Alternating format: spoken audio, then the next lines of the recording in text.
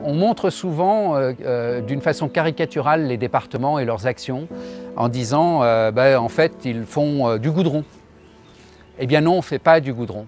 On fait des choses qui essayent de permettre à des gens de vivre ensemble, de travailler, de circuler, de faire des activités sportives, culturelles, de profiter de leur patrimoine. Eh bien, on ne fait pas du goudron pour faire du goudron et pour artificialiser les sols. On fait du goudron quand c'est nécessaire. On a même introduit des politiques raisonnables et raisonnées, comme ne plus tailler les talus tous les 15 jours pour qu'ils soient bien propres. On a maintenant des réflexions qui font qu'on reste sur l'utilité et non pas sur l'envie.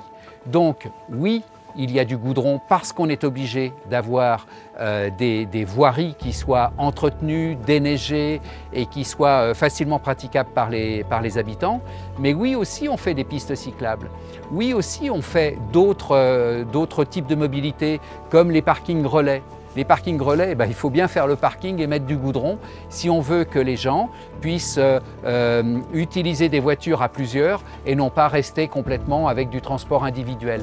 Donc je ne veux pas dire qu'on fait du goudron intelligent, mais on fait du goudron avec le minimum qu'ils nous font aujourd'hui en Haute-Savoie. On n'est plus à l'époque où on faisait des tartines et des tartines de goudron. C'est fini cette époque-là. C'est en tout cas pas le département que moi je connais depuis longtemps. Alors pourquoi Aurore et Jean-Marc? Surtout pourquoi Aurore en ce qui me concerne, parce que sur le territoire c'est Aurore qui est la plus présente. Et on soutient Aurore et Jean-Marc parce que quand on voit que les binômes fonctionnent, forcément on se doit de soutenir un binôme. Soutenir Aurore, c'est pas soutenir Aurore, c'est soutenir sa politique et soutenir son soutien d'un point de vue départemental de la commune de Valorcine. Que ça soit, comme on peut le voir sur l'église, sur des projets avec des aides à l'investissement ou alors le soutien dont on ne se rend pas vraiment compte mais qui est omniprésent sur Valorcine, à travers la route départementale, le col des Montets et la compétence départementale sur les routes.